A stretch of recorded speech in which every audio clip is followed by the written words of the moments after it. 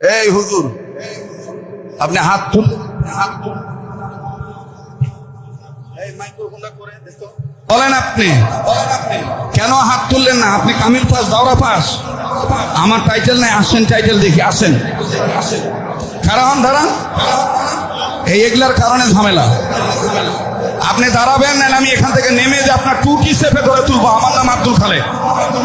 একজন আলেম, উনি হাত তুলেন নাই, বক্তা সাহেব মাইক নিয়ে দাঁড়ায় গেলেন, বলেন আপনি হাত তুললেন না, কারণ আপনি হাত তুলবেন নাকি আমি এসে আপনার টুটিকে চেপে ধরবো। নাউজুবিল্লাহি মিন যালিক। এত অহংকার এই বক্তার, এত অহংকার। এই সমস্ত বক্তারা তো মুফতি আব্দুল মালিক হাফিজাহুল্লাহ সহ মুফতি আব্দুল মাতিন হাফিজাহুল্লাহ তাদের জুতা বহন করার যোগ্যতা রাখে না। কথা ঠিক না বেরিয়ে জুড়ে বলেন? এগুলো হচ্ছে ক্যানভাসার। এদের না আছে ইলম, না আছে আমল, না আছে কোনো কিতাবী যোগ্যতা, না আছে ইবারতের বিশুদ্ধতা।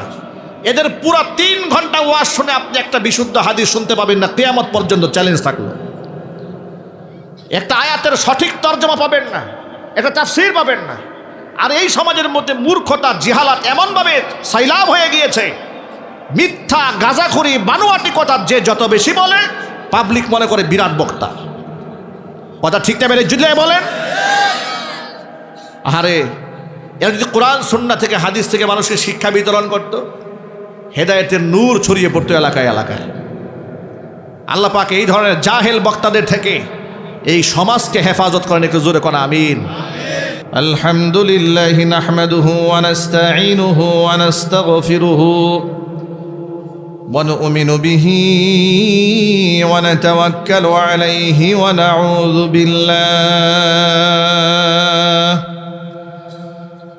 নাউযু বিল্লাহি মিন শুরুরি আনফুসিনা ওয়া মিন সাইয়্যাতি আ'মালিনা। من يهده الله فلا مضل له ومن يضلله فلا هادي له ونشهد أن لا إله إلا الله وحده لا شريك له ونشهد أن سيدنا ونبينا وحبيبنا وشفيعنا ومولانا محمدا عبده ورسوله الذي أرسله بالحق بشيرا ونذيرا وداعيا إلى الله بإذنه وسراجا منيرا. أما بعد فأعوذ بالله من الشيطان الرجيم. بسم الله الرحمن الرحيم. الذين إن مكنا لهم في الأرض أقاموا الصلاة وآتوا الزكاة وأمروا بالمعروف ونهوا عن المنكر ولله عاقبة الأمور.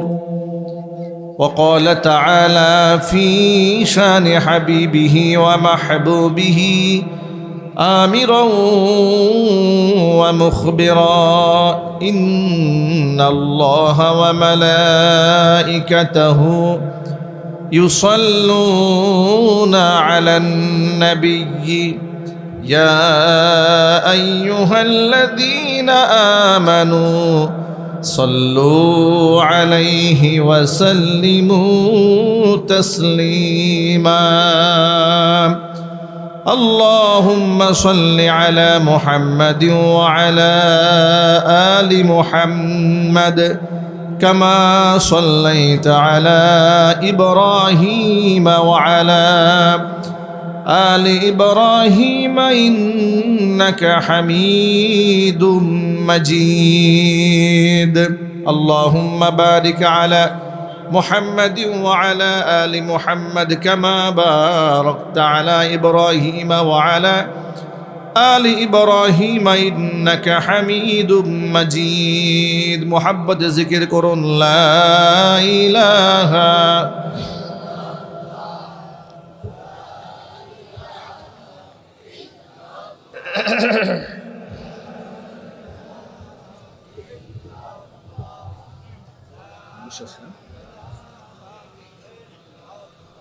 محبت لا إله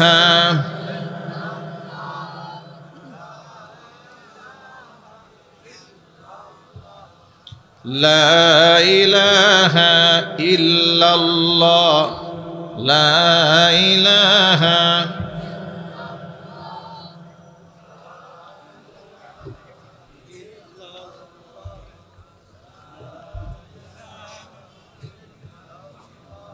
لا إله إلا الله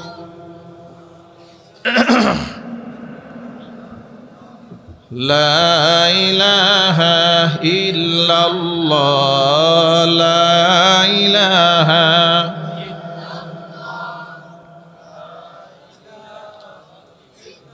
لا إله إلا الله মুহাম্মাদুর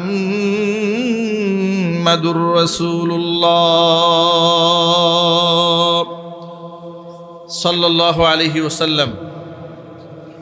ঐতিহ্যবাহী নরসিংদী জেলার অন্তর্গত পলাশ উপজেলার খানেপুর বটতলা জামে মসজিদ ও ফুরকানিয়া মাদ্রাসার উদ্যোগে 2 দিনব্যাপী 13তম বার্ষিকী ইসলামী মহাসম্মেলনের আজকের এই সমাপনী দিবসের সমাপনী অধিবেশনের সম্মানিত সভাপতি সাহেব, আমন্ত্রিত হাজরাত ওলামায়ে কেরাম, মুরব্বিয়ান আযম, অত্র এলাকা এবং পার্শ্ববর্তী এলাকার বিভিন্ন প্রান্ত থেকে ছুটে আসা দিন দরদি, ইমানদার, পরহেজগার, মুত্তাকি মুসলিম ভাইরা, পর্দার অন্তরালে অবস্থানরত আমাদের সকলের শ্রদ্ধাভাজন পর্দানিশীন মা এবং বোনেরা, মহান আল্লাহ রাব্বুল আলামিনের দরবারে আলিশানে লাখো কোটি শুকরিয়া আদায় করছি যে মহান আল্লাহ রাব্বুল আলামিন বাংলাদেশের একটি সংকটকালীন মুহূর্তে হাজারো প্রতিবন্ধকতাকে উপেক্ষা করে,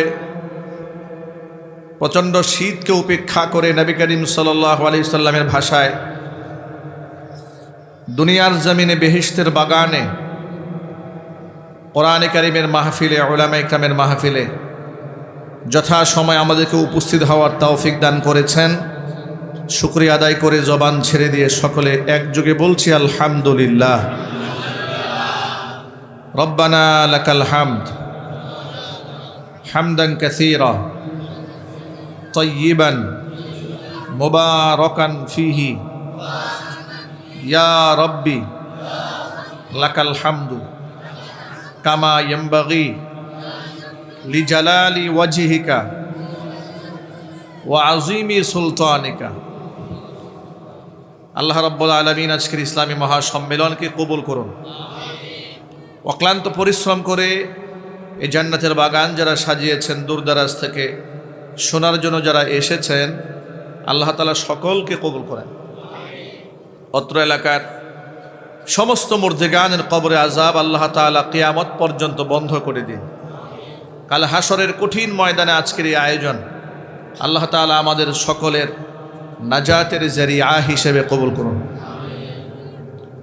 বন্ধুগণ, মহান আল্লাহ রব্বুল আলামিন হিদায়েতের একমাত্র মালিক।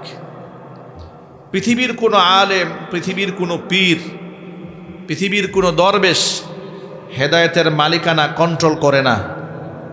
হেদায়েতের একমাত্র মালিককে আল্লাহ পাকের কাছে আমরা হেদায়েত ভিক্ষা চাই। আমরা মিসকিন, আমরা ফকির, আমরা মুহতাজ, আমার আল্লাহ ছাড়া আমাদের কেউ নাই। আমরা সেই মহান মনিবের দরবারে সিজদা অবনত চিত্তে একেবারে নিজের সমস্ত দুর্বলতাকে স্বীকার করে আমরা আল্লাহর কাছে হেদায়েত ভিক্ষা চাই। আল্লাহ যেন হেদায়েত দান করেন। একটু যদি বলেন আমিন।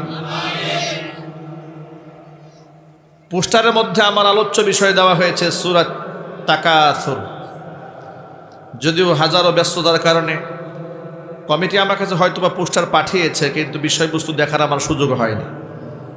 এরপরেও এর সাথে সামঞ্জস্য বিধান করে আমি আমার আলোচনা বর্তমান প্রেক্ষাপটকে কেন্দ্র করে যে কথাগুলো না বললে নয়, সেই কথাগুলো আপনাদের সামনে বলার চেষ্টা করব, যদি আল্লাহ পাক আমাকে তৌফিক দান করেন। ভাইরা, আমি ইচ্ছা করলে আপনাদের সামনে অনেক দামি কথা বলতে পারবো না, এটা কখনোই সম্ভব নয়। অনেক সময় খুব প্রস্তুতি থাকে না, একেবারে অজপাড়াগা, আয়োজন খুব সিমসাম, এরকম পরিবেশে যায়। আল্লাহর পক্ষ থেকে এমন এমন কিছু কথা জবান থেকে আল্লাহ বের করেন, পরবর্তীতে সোশ্যাল মিডিয়াতে কিংবা অনলাইনে আমার নিজের আলোচনা নিজের কাছে আসলে আমি খুব অবাক হই যে এই কথাগুলো তো আল্লাহর ইশারা ছাড়া কখনোই আমার মুখ থেকে বের হওয়া সম্ভব ছিল না। কারণ এই কথাগুলো আমি পার্টিকুলারলি কোথাও পড়াশোনা করিনি, আমি কোনো কিতাব থেকে লিখে নিয়ে যাইনি। আমি কোরআন সুন্নাহ থেকে পড়াশোনা করার পরে ইলমের আলোকে বাস্তবতার নিরিখে কিছু কথাবার্তা বলেছি, যার সার নির্যাস কোরআনের, কিন্তু শব্দগুলো কোরআনের না, মাফহুমটা কোরআন এবং সুন্নাহর। কিন্তু ওই কথাটা ঠিক এই মজলিসেই বলা দরকার ছিল। অনেক সময় অনেক মাহফিলে কর্তৃপক্ষ আমাদেরকে বিষয় দিতে ভুলে যান, কিংবা অনেক সময় মনে একটা থাকে যে সময় এলাকার মধ্যে এই প্রবলেমগুলো আছে, প্রবলেমগুলো নিয়ে আলোচনা করলে এলাকাবাসীর ফায়দা হতো। দেখা গেল তারা বলেন নাই, কিন্তু আল্লাহর ফয়সালা কি হয়েছে আমি ওই বিষয় নিয়ে কথা বলেছি। নামার পরে কর্তৃপক্ষ বলেছেন, হুজুর কি বলবো, বিশ্বাস করেন আপনাকে এই কথাটাই বলতে চেয়েছিলাম, কিন্তু আপনি কি করে বুঝলেন যে আমরা এটা বলতে চেয়েছিলাম? আমি তখন বলি, না, এগুলো আমি বুঝি নাই, আমি মন থেকে আল্লাহর উপর তাওয়াক্কুল করে কথাগুলো বলেছি। তিনি বলেছেন, এলাকার বহুবার এমন ঘটনা ঘটেছে, এলাকাবাসী বলেছে হুজুর এই কথাগুলোই এখানে খুব প্রয়োজন ছিল। সুতরাং আমাদের কি প্রয়োজন এটা আমরা যতটুকু না বুঝি, আমাদের আল্লাহ তার চেয়ে বেশি বুঝেন, ঠিক কিনা বলেন? এখানে কি কথা হওয়া দরকার, কোন কথা বললে উম্মার ফায়দা হবে, এলাকাবাসীর ফায়দা হবে, এটা আপনি আমি যতটুকু না নির্ধারণ করতে পারবো, এর চেয়ে বেশি নির্ধারণ কে করতে পারেন? আল্লাহ পাকের কাছে আমরা সাহায্য চাই। আল্লাহ পাক যেন আমাদের জবান থেকে সেই কথাগুলো বলান। একটু জোরে বলেন আমিন। হিদায়াত আল্লাহর পক্ষ থেকে আসে, কিন্তু সেটা আল্লাহর কাছ থেকে চেয়ে নিতে হয়। আল্লাহ পাক যদি কোনো ব্যক্তিকে অলৌকিকভাবে হিদায়াত দান করেন, যালিকা ফাদলুল্লাহি ইউতিহি মান ইয়াশা, এটা আল্লাহ পাকের অনুগ্রহ, এটা আল্লাহ পাক যাকে খুশি তাকে দান করেন। যেমন এই সমাজের মধ্যে বিত্তশালী কিছু লোক আছে, আল্লাহ পাক তাদেরকে এমন নিয়ামত দিয়েছেন যে সম্পদ আসার পরেও তারা অহংকারী হন নাই, তারা আল্লাহর রাস্তায় দান করেন, জাকাত দেন, ফিতরা দেন, সাদকা আদায় করেন, কর্জে হাসানা দেন, দরিদ্র অসহায় মানুষের পাশে গিয়ে দাঁড়ান, ঋণগ্রস্ত মানুষের পাশে ঋণ পরিশোধ করে দেন, ভিক্ষুককে সাহায্য করেন, এতিমকে সাহায্য করেন, বিধবাকে সাহায্য করেন, এমনকি প্রকাশ্যে এবং গোপনেও দান করেন। এরকম লোক এই সমাজে আছে না ভাই? অনেক বছর আগে মুন্সিগঞ্জের এক মাহফিলে গেলাম। মাহফিলে যাওয়ার পরে কর্তৃপক্ষের ইয়াং একটা ছেলে, তাকে সভাপতি বানানো হয়েছে। তিনি আমাকে বলেন, হুজুর আমি মূলত এই মাহফিলের সভাপতি হওয়ার উপযুক্ত ছিলাম না, সভাপতি ছিলেন আমার বাবা, কিন্তু উনি এতটাই অসুস্থ যে আসতে পারেন নাই। এলাকাবাসী বাবার আসনে আমাকে বসিয়েছেন। বিশ্বাস করুন, আমার বাবা একজন শিল্পপতি মানুষ। উনি অসুস্থ হওয়ার পর থেকে আমরা জানতে পারলাম বাংলাদেশের 64 জেলার বিভিন্ন জায়গাতে উনি বিভিন্ন মসজিদে দান এবং অনুদান করেছেন। বিভিন্ন এলাকায় দরিদ্র অসহায় এলাকার মানুষগুলোকে মসজিদের ছাদ করে দিয়েছেন, মাদ্রাসার ইমারত নির্মাণ করে দিয়েছেন। কিন্তু আশ্চর্যের ব্যাপার, এই কথাগুলো আমার মাকেও আমার বাবা কখনো বলে নাই। আল্লাহু আকবার বলেন। কথাগুলো খুব মনোযোগ সহকারে শোনেন। 1500 বছর পূর্বের সাহাবা ইকরামের ইতিহাস তো আমরা অবশ্যই শুনবো ইনশাআল্লাহ।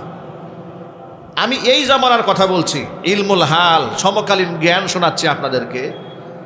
যে ওই লোকটা বলছে যে আমার বাবা যে এত বড় দানশীল, এটা আমরা জানতাম না। কখন জানলাম? যখন তিনি অসুস্থ হয়ে হসপিটালে ভর্তি, তখন দেখলাম বিভিন্ন জেলা থেকে লোকেরা তাকে দেখতে আসতেছে খোঁজখবর নিয়ে। তখন জিজ্ঞেস করতাম আমার বাবার সাথে আপনাদের পরিচয় কি করে? তখন কেউ কেউ বলতো যে উনি আমাদের মসজিদে 5 টন রড দিয়েছে। কেউ বলতো উনি 10 টন রড দিয়েছিলেন, কিন্তু বারণ করেছিলেন কাউকে যেন আমরা না বলি। এইভাবে গোপনে অসংখ্য মানুষকে তিনি দান করেছেন। আল্লাহু আকবার বলেন। এটা হচ্ছে যালিকা ফাদলুল্লাহি উতিহি মান ইয়াশা। আল্লাহ তাকে শ্রেষ্ঠত্ব দিয়েছেন, খরচ করার সুযোগ দিয়েছেন। সাহাবায়ে কেরাম এসে হুজুরের কাছে একটা অভিযোগ দায়ের করলেন। অভিযোগটা ছিল, ইয়া রাসূলুল্লাহ, দানের এত বড় ফজিলত, আমরা ফজিলত থেকে বঞ্চিত হচ্ছে। আমরা গরিব মানুষ, দান করতে পারি না। ধনীরা সব নিয়ামত নিয়ে যাচ্ছে, সওয়াব সব নিয়ে গেল। আমরা গরিব মানুষ, সওয়াব তো কিছু নিতে পারলাম না। আল্লাহ নবী বললেন, তোমাদেরকে এমন একটা আমল শিখাই দেব, ধনীরা আল্লাহর রাস্তায় দান করে যেই সওয়াব পায়, তোমরা দান না করেও তার চেয়ে বেশি সওয়াব লাভ করতে পারবে। কি করবে তোমরা? শোনো, তোমরা 5 ওয়াক্ত নামাজের পরে 33 বার সুবহানাল্লাহ, 33 বার আলহামদুলিল্লাহ, 34 বার আল্লাহু আকবার আমল করবে। প্রতিনিয়ত এই আমল যদি করতে পারো, ধনীরা আল্লাহ রাস্তায় দান সদকা করে যে সওয়াব পায়, তোমরা দরিদ্র মানুষ তার চেয়েও বেশি সওয়াব তোমরা লাভ করতে পারবে। গরিব মানুষগুলো আমল শুরু করেছে। আমল শুরু করার পরে এখন ধনী যারা সাহাবীদের মধ্যে, তারা দেখেন যে নামাজ শেষ হয়েছে, এই গরিব মানুষগুলো বীর করে কি যেন বলে, বীর করে কি বলে, আবার হাতের করা গনে। এখন এরা জিজ্ঞেস করলো, আচ্ছা তোমরা নামাজ পড়ে সবাই চুপ হয়ে গেছে, তোমরা কি বলো? এখন গরিব মানুষ, তারা সাহাবায়ে কেরাম, তারা তো মিথ্যা বলবেন না। তারা বলেন যে আপনারা ধনী মানুষ, আপনারা দান করেন, সদকা করেন, আমরা তো দিতে পারি না। তা আমাদেরকে আল্লাহর নবী সাল্লাল্লাহু আলাইহি ওয়াসাল্লাম এই আমলগুলো শিখিয়েছেন, আমরা এই আমলটা করি। ধনীরা কি করলো? এখন এই আমলও শুরু করেছে। সাহাবায়ে কেরাম আবার রাসূলের কাছে গেলেন, ইয়া রাসূলুল্লাহ, ইয়া হাবিবাল্লাহ, আগে তো এরা শুধু দান করতো, এই জিকির করতো না, এখন আমাদের আমল দেখে এরা জিকিরও শুরু করেছে। নবী করিম সাল্লাল্লাহু আলাইহি ওয়াসাল্লাম বললেন, যালিকা ফাদলুল্লাহি ইউতিহি মান ইয়াশা। এটা হচ্ছে আল্লাহ পাকের অনুগ্রহ। আল্লাহ পাক যাকে খুশি তাকে দান করেন। জোরে বলেন আল্লাহু আকবার। আল্লাহ পাক যাকে খুশি তাকে আল্লাহ পাক এই নিয়ামত দান করেন। আপনি এখানে হিংসা করতে পারবেন না। আল্লাহ নবী বলেন, এই দুনিয়াতে কেবলমাত্র শুধুমাত্র 2টা বিষয় ঈর্ষা করা যায়। কয়টা বিষয় জুড়ে বলেন? কেবলমাত্র শুধুমাত্র 2টা বিষয় ঈর্ষা করা যায়। হুজুর বলেছেন, লা হাসাদা ইল্লা আলা ইসনাতাইন। 2টা বিষয় ছাড়া কোনো একটা জায়গার মধ্যে আপনি হিংসা ঈর্ষা করতে পারবেন না। রাজুলুন আতাহুল্লাহুল কুরআন। কোন ব্যক্তিকে আল্লাহ তাআলা কুরআন নামক দৌলত দান করেছেন, ফাহুয়া ইয়াকুমু বিহি আনা আল-লাইলি ওয়া আনা আন-নাহার। ওই কোরআনটা তার জীবনে পাওয়ার পরে সে রাতের বেলায় এবং দিনের বেলায় সে তেলাওয়াত করে। রাত দিন কোরআন তেলাওয়াত করে আল্লাহর পক্ষ থেকে সীমাহীন সওয়াবের অধিকারী হয়। এরকম নিয়ামত আল্লাহ পাক যাকে দান করেছেন, এটা নিয়ে ঈর্ষা করা যায়? এত বড় দৌলত, এত বড় সম্পদ আল্লাহ পাক তাকে দিয়েছেন। ওই রকম দৌলত যদি আমিও পেতাম, আমিও যদি আমল করতে পারতাম। সুবহানাল্লাহ বলেন।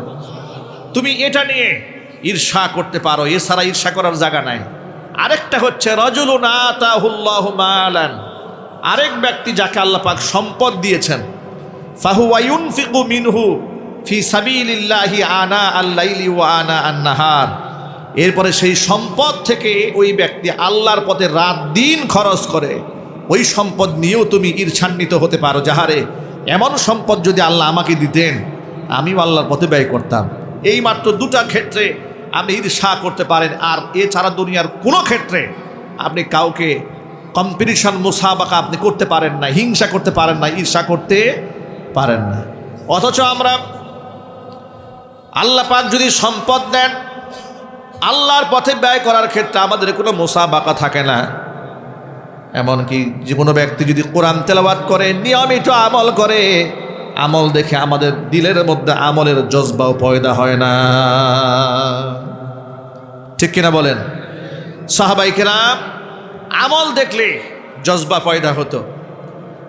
নবী করিম সাল্লাল্লাহু আলাইহি সাল্লাম পরিবেষ্টিত অবস্থায় সাহাবায়ে কেরামদেরকে নিয়ে বসে আছেন। হুজুর বসে আছেন, চতুর্দিকে সাহাবায়ে কেরাম বসা মসজিদে নববীতে। হুজুর বললেন, ইয়াতলু আলাইকুমুল আন রাজুলুম মিন আহলিল জান্নাহ। সাহাবীরা এই মুহূর্তে তোমাদের মাঝে একজন জান্নাতি ব্যক্তি প্রবেশ করবেন। বর্ণনাকারী সাহাবী হযরত আনাস বলেন, অবাক বিস্ময়ে তাকিয়ে রইলাম। নবীজি বলেছেন আমাদের মাঝে জান্নাতি ব্যক্তি আসবেন। আমরা অপেক্ষায় রইলাম, দেখি কে আসেন।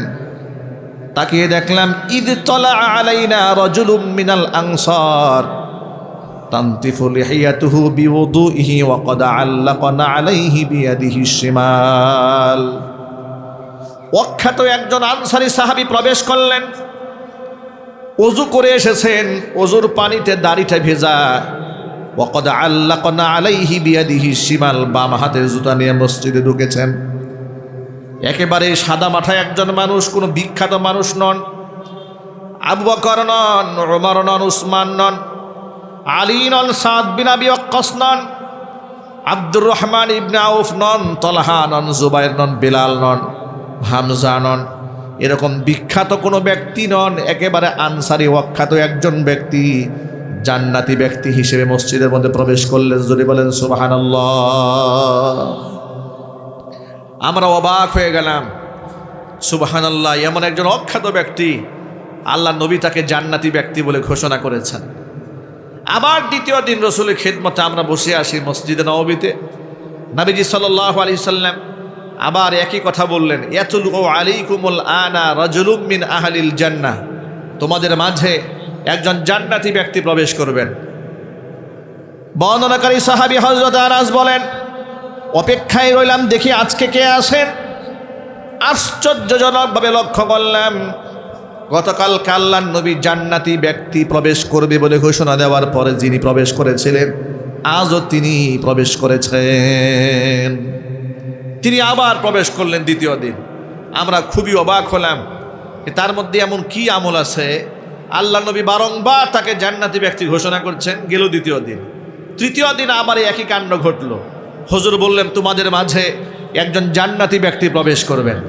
আমরা অধীর আগ্রহে রইলাম, দেখি তৃতীয় দিনও ওই একই আনসারী সাহাবী প্রবেশ করেছেন। জোরে বলেন আল্লাহু আকবার। আপনাদেরকে একটা ছোট্ট একটা তাত্ত্বিক কথা বলি, এই পয়েন্টটা মনে রাখবেন। আমরা ওয়াজ করার সুবাদে আপনারা আমাদেরকে এই আসনে বসিয়েছেন, এটা আল্লাহর পক্ষ থেকে এই সম্মাননা আমাদেরকে দেওয়া হয়েছে কোরআনে কারিমে কথা বলার কারণে। কিন্তু বিশ্বাস করেন, আমি বিশ্বাস করি আমাদের এই প্যান্ডেলে মাটিতে বসে থাকা ব্যক্তিও, এখানে শত মানুষ আছে, হাজার মানুষ থাকে, হাজার মানুষের ভিড়ে আমাদের চেয়েও দামি মানুষ এখানে বসে থাকতে পারেন, যাদের সাথে রবের সম্পর্ক আমাদের চাইতেও বেশি। ঠিক না ঠিক বলেন?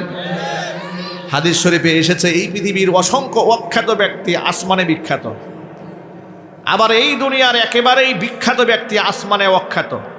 আসমানে তাকে 4 পয়সার কোনো মূল্য নাই, কিন্তু দুনিয়ার প্রচণ্ড ফেমাস, পৃথিবীর সবাই তাকে চেনে। আসমানে তাকে কেউ চেনে না, আবার এই দুনিয়াতে কেউ চেনে না। আসমানে তিনি বিরাট মর্যাদার পাত্র। যদি বলেন আল্লাহু আকবার। জিবরাইল আলাইহিস সালাতু ওয়াস সালাম একদিন রেশমি রুমাল দিয়ে পাগড়ি পরে রসুলের সামনে এসে হাজির হলেন। এসে বললেন, ইয়া রাসূলুল্লাহ, মান মাতা মিন উম্মাতিকা, আজকে আপনার উম্মতের কে মারা গিয়েছে? ইহতাজ্জালাহু আরশুর রহমান, তার রূহটা যখন আসমানে গেছে, ফেরেশতারা রূহ নিয়ে এমন আনন্দ উদ্বেলিত হয়েছে, আল্লাহর আরশ পর্যন্ত কেঁপে উঠেছে। আল্লাহর নবী দৌড় দিলেন সাদ বিন মুআজ রাদিয়াল্লাহু তাআলা আনহুর বাড়ির দিকে, কারণ তিনি যুদ্ধের ময়দানে আহত হয়েছিলেন। গিয়ে দেখতে পেলেন তার নিথর দেহটা মাটিতে পড়ে আছে, আর তিনি শাহাদাতের পেয়ালা পান করে আল্লাহর জান্নাতের মেহমান হয়ে গেছেন। সাদ বিন মুআজ রাদিয়াল্লাহু তাআলা আনহুর এত মর্যাদা, যা আসমানের ফেরেশতারা তার রূহ নিয়ে এতটা মুসাবাকা করেছে, প্রতিযোগিতা করেছে, কার হাত থেকে কে গ্রহণ করবে। তারা তাদের আনন্দে মনে হচ্ছিল আল্লাহর আরশ কাঁপতেছিল। আল্লাহু আকবার বলেন। এভাবে নেককার বান্দাদেরকে আল্লাহ পাক সীমাহীন মর্যাদা দান করেন। তো এই সমাজের মধ্যে এমন এই শ্রোতা মণ্ডলীর ভিতরেও এরকম মর্যাদাপূর্ণ মানুষ থাকতে পারে, যাদেরকে আমরা চিনি না, আমরা যাদেরকে দাম দেই না। আজ থেকে কয়েক বছর আগে উত্তরবঙ্গের সিরাজগঞ্জের এক মাদ্রাসার মাহফিলের দাওয়াত গ্রহণ করলাম। মাদ্রাসার ছেলেদের মাথায় পাগড়ি পরানো হচ্ছে স্টেজে। এরপরে যারা লজিন মাস্টার, যাদের বাড়িতে থেকেই ছেলেগুলো হাফেজ হয়েছে, তাদেরকে টুপি পরানো হচ্ছে আমার হাতে। এমন সময় দেখলাম একেবারে জীর্ণ শীর্ণ একজন কৃষক আমার সামনে উপস্থিত, খুবই একদম সিমসাম পোশাকে, মাথায় টুপি পরালাম। মাদ্রাসার প্রিন্সিপাল সাহেব মাইক হাতে নিয়ে বললেন, হুজুর, এই লোকটা দিনমজুরের কাজ করে, দিনে 500 থেকে 700 টাকা ইনকাম করে, কখনো কাজ থাকেও না। আমাদের আঞ্চলিক ভাষায় যাদেরকে আমরা কামলা বলি, এই অঞ্চলে নরসিংদীদের কি বলে? কামলাই বলে। এই লোক কামলাগিরি করে হাফেজদেরকে এত মূল্যায়ন করে নিজের বাড়িতে রেখে 3 জন ছেলেকে বহিরাগত হাফেজ কোরআন বানিয়েছে। সুবহানাল্লাহ বলতে পারেন না আপনারা? কয়জন ছেলেকে বানিয়েছে? 3 জন বহিরাগত ছেলেকে নিজের বাড়িতে খাইয়ে মেহমানদারি করে তাদেরকে হাফেজ কোরআন হওয়ার সুযোগ তৈরি করে দিয়েছে। আমি ওই দৃশ্য দেখার পরে আমি আল্লাহর পথে আমার এই ক্ষুদ্র জীবনে যতটুকুন দান সৎকা করেছি, এই লোকের এই বর্ণনা শোনার পরে মনে হলো যে আমি আল্লাহর রাস্তায় জীবনে 1 টাকা খরচও করি নাই। এর মতো ব্যক্তি যে 500 টাকা ইনকাম করে 3 জন ছেলেকে নিজের বাড়িতে আশ্রয় দিয়ে হাফেজ বানিয়েছে, কত সৌভাগ্যটা। তিনি বললেন, মায়েকে আরও বললেন যে এই ভদ্রলোক তার সন্তানদেরকে ওসিয়ত করেছে তার মৃত্যুর পরেও যেন হাফেজদেরকে বাড়িতে রেখে পড়াবার ধারাবাহিকতা অব্যাহত রাখেন তার সন্তানরা। জোরে বলেন আল্লাহু আকবার। এই দুনিয়াতে অনেক সিমসাম মানুষ আছে, আপনি দেখে বুঝবেন না এগুলো আল্লাহর ওলি। কার ওলি? আপনি হয়তো তার জন্য চেয়ারটা এগিয়ে দেন না, তার শান দেন না, মান দেন না, কিন্তু আল্লাহর সাথে তাদের এত গভীর সম্পর্ক আপনি কল্পনাও করতে পারেন না। তিনি এমন হতে পারেন, তিনি ডাক দিলে আল্লাহ পাক সেই ডাকটার সাথে সাথে মঞ্জুর করে নেন। সুতরাং এই যে রাস্তাঘাটের সহজ সরল মানুষ দেখলে যাদের পিটানোর অভ্যাস আপনাদের, দেখবেন রিক্সাওয়ালা 5টা টাকা ভাড়া একটু বেশি চেয়েছে, বাস পিটানো শুরু হয়ে গেল। কথা বলতে হবে, ঠিক নেবে ঠিক বলেন। দিনমজুর কাজ করেছে, 50 টাকা 100 টাকা একটু বেশি চেয়েছে, আপনি তার সাথে খারাপ ব্যবহার করলেন। আপনি দুর্বল, তো দুর্বলের উপর সবাই খুব সবলগিরি দেখায়, আধিপত্য বিস্তার করার চেষ্টা করে, কিন্তু সবলদের উপর কেউ দাঁড়াতে সাহস পায় না। দেখবেন এলাকার মধ্যে শেষরা কিছু চোর আছে, জুতা স্যান্ডেল চুরি করে। তো 1 জোড়া স্যান্ডেলের দাম বা কয় টাকা? এই স্যান্ডেল চোর যদি এলাকায় ধরা পড়ে, পাবলিক পিটাইয়া হাড্ডি ভেঙে দেয়। পক্ষান্তরে 1000 কোটি টাকা যারা দেশ থেকে বিদেশ পাচার করে, তাদেরকে আর পাবলিক পিটাবার সুযোগ পায় না, স্যার বলে সম্বোধন করে। ঠিক এবার এই জন্য বলেন, আমি অবাক হয়ে যায়। কয়েকদিন আগে দেখলাম জুলাই আগস্ট বিপ্লবে অজস্র মানুষকে যারা খুন করেছে, সেই খুনিগুলোর অধিকাংশ তো দেশ থেকে পালিয়েছে। আর যারা ধরা পড়েছে তাদেরকে দেখলাম এসি প্রিজন ভ্যানে আদালত চত্বরে আনা হয়। কি জামাই আদর তাদের! মানে মনে হচ্ছে যারা যত বেশি মানুষ খুন করতে পারবে তার দাম তত বেশি। ঠিক না ঠিক বলেন? এই যে যারা জুলাই বিপ্লবে যারা এত ছাত্রদেরকে মেরেছে, এত আলেমদেরকে শহীদ করেছে, নিরীহ মানুষদেরকে খুন করেছে, হেলিকপ্টার থেকে গুলি করে শিশু বাচ্চা, দুধের শিশুকে হত্যা করেছে, এই সমস্ত ব্যক্তিদেরকে সম্মান দেওয়া দরকার না ফাঁসির কাছে ঝুলাই দেওয়া দরকার? আরো জোরে বলেন। সেটা না করে কি করা হচ্ছে? এসি প্রিজন ভ্যানে জামাই আদর করে আনা হচ্ছে। এক একজনের মন মাস্তিকত চেহারা দেখলে মনে হয় একেবারে চর্বি গলে গলে পলতেছে। হাসতে হাসতে আসে। আমার জানতে ইচ্ছা করে এদেশের নিরীহ আলেম ওলামাদেরকে যখন ডান্ডা বেরি পরিয়ে আদালত চত্বরে তোলা হতো, মিডিয়ার সামনে ফোকাস করা হতো যে এদের মতো সন্ত্রাস আর গুন্ডা মাস্তানে এই দেশে আর একটাও নাই। কথা বলতে হবে, ঠিক কিনা বলেন? অথচ খুনিদেরকে আনা হয়, মনে হয় উনি এখন রাজনৈতিক মঞ্চে ভাষণ দেওয়ার জন্য এসেছেন, ধবধবে সাদা পোশাক পরিহিত অবস্থায়। সোনার বাংলাদেশে আইন আছে, আইনের প্রয়োগ নাই। আইন আছে কিন্তু আইন সবার জন্য সমান নয়। কিন্তু এই বাংলাদেশে আমরা এমন একটা চিত্র দাঁড় করাবো ইনশাআল্লাহ, সমস্ত জালেমদের তখতে তাগুসকে ভেঙে দিয়ে আমরা ইনসাফের বাংলাদেশ গর্বই করবো ইনশাআল্লাহ। আপনারা কি রাজি আছেন? যুবকেরা প্রস্তুত আছে না নাই? দুহাত দেখতে চাচ্ছি। আল্লাহ কবুল করেন, জোরে কোন আমিন। ভাইরা আমার, এই জন্য রাস্তাঘাটে নিরীহ লোকদেরকে দেখলেই খারাপ মানুষ মনে করে, অসহায় মনে করে পিটানোর ধান্দা বাদ দিয়ে দেন। এমন হতে পারে আপনি যার গায়ে হাত তুলেছেন তার সাথে রবের সম্পর্ক অনেক ঘনিষ্ঠ, কিন্তু আপনি জানেন না। চালায় বলে আপনার কাছে মূল্য নাই, ভ্যান চালায় বলে আপনার কাছে মূল্য নাই, ক্ষেত খামারে কাজ করে বলে আপনার কাছে দাম নাই, কারণ তার টাকা পয়সা নাই। আল্লাহর হাবিব রহমতের নবী বলেছেন, আল কাসিব হাবিবুল্লাহ, যেই ব্যক্তি সহজতে কামায় করে খায় ওই ব্যক্তি আল্লাহর বন্ধু হয়ে যায়। এমনও তো হতে পারে তার সাথে আমার আল্লাহর সম্পর্ক গাঢ় হয়েছে, যে সম্পর্ক আপনার সাথে নাই। ঠিক না ঠিক বলেন?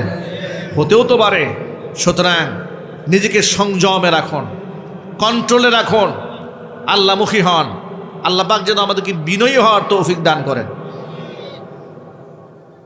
আনাস ইবনে মালিক বলেন, একদিন দুদিন নয়, টানা 3 দিন আল্লাহর নবী জান্নাতি ব্যক্তি বলার পর এমন একজন ব্যক্তি প্রবেশ করলেন, একেবারেই সাদা মাঠা মানুষ, কিন্তু তার মধ্যে এমন কি আমল আছে যেটা অন্যদের মধ্যে নাই।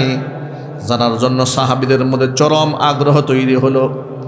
এদের মধ্যে একজনের নাম ছিল আব্দুল্লাহ ইবনে আমর ইবনুল আস রাদিয়াল্লাহু তাআলা আনহু। তিনি আগ্রহ থামাতে পারলেন না, কিউরিসিটি বেশি জাগ্রত হলো। তিনি সিদ্ধান্ত নিলেন, যে কোনো মূল্যে আমাকে বের করতেই হবে, এর মধ্যে এমন কোন আমল আছে যেটা আমাদের মধ্যে নাই। কেন আল্লাহ নবীজি তাকে বারবার জান্নাতবাসী ঘোষণা করেছেন। এখন জানবেন কি করে? কারো আভ্যন্তরীণ আমল তো চোখে দেখা যায় না, দেখা যায় ভাই। আর আল্লাহর ওলি যারা, তারা নিজেকে প্রকাশ করতেও চান না, ঠিক না? আল্লাহর ওলিরা নিজেকে ফোকাস করতে চান। দেখবেন সমাজে কিছু লোক আছে সবার সামনে তসবিহ নিয়ে হাঁটে, এগুলো জাতীয় ভণ্ড। কথা বলে নাকি? স্টেজে ওঠার সময় বক্তা সাহেব হাতে তসবিহ নিয়ে উঠছে, বুঝবেন এটা জাতীয় ভণ্ড, মুনাফেক। কেন? কারণ পাবলিককে দেখাইছে, দেখা আমি অনেক বড় বুজুর্গ। আরে তুমি আল্লাহকে জিকির করা, এটাকে এত ফোকাস করার তো কিছু নাই। ঠিক না? মানে চিল্লাই বলেন, মানুষের সামনে বুজুর্গি দেখাও। অনেক বড় বুজুর্গ নিজেকে জাহির করতে মনে চায়। মুফতি আব্দুল মালিক হাফিজাহুল্লাহর দেখে শিক্ষা গ্রহণ করো। জাতীয় মসজিদের বাইতুল মুকাররমে যে খতিব মুফতি আব্দুল মালিক হাফিজাহুল্লাহ, দাওরাতে যিনি আমাদেরকে বুখারী আউয়াল পড়িয়েছেন জামিয়াতুল উলুমিল ইসলামিয়াতে, হুজুরের কাছে যখন পড়তাম আমরা অবাক হয়ে যেতাম। এত বড় আলেম, মুফতি মুহাদ্দিসরা তার ছাত্র হয়ে আমাদের সাথে ক্লাসে বসে পড়তেন। জামিয়া শারঈয়া মালিবাগের সিনিয়র মুহাদ্দিস, যাকে শাইখে তিরমিজি বলা হয়, মুফতি আব্দুল মতিন হাফিজাহুল্লাহ, রংপুরে গ্রামের বাড়ি। একদিন তিনি দাওরায়ে হাদিসের ক্লাসে, তিনি আমাদের উস্তাদ, তিরমিজির উস্তাদ, আমাদের সাথে ছাত্র হয়ে মুফতি আব্দুল মালিক হুজুরের ক্লাসে বসে গেছেন।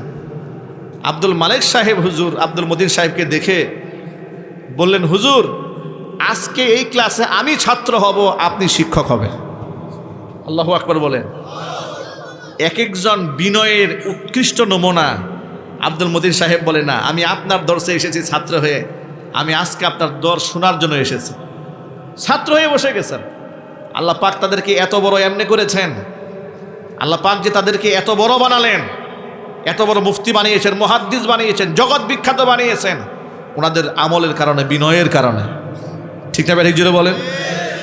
আর আজকে এই সমাজের মধ্যে কিছু আলেমদের আচরণ দেখলে মনে হয়, আহারে মানুষ কি শিখবে তাদের কাছ থেকে। কয়েকদিন আগে দেখলাম এক বক্তা স্টেজে সামনের শ্রোতাদেরকে হাত তুলতে বলেছেন। শ্রোতাদের সবাই হাত তুলেছে, একজন আলেম উনি হাত তুলেন নাই। বক্তা সাহেব মাইক নিয়ে দাঁড়ায় গেলেন, বলেন আপনি হাত তুললেন না, কারণ আপনি হাত তুলবেন নাকি আমি এসে আপনার টুটিকে চেপে ধরবো। নাউজুবিল্লাহি মিন যালিক। এত অহংকার এই বক্তার, এত অহংকার। এই সমস্ত বক্তারা তো মুফতি আব্দুল মালিক হাফিজাহুল্লাহ সহ মুফতি আব্দুল মতিন হাফিজাহুল্লাহ তাদের জুতা বহন করার যোগ্যতা রাখে না। কথা ঠিক না? বেরিয়ে জুড়ে বলেন। এগুলো হচ্ছে ক্যানভাসার।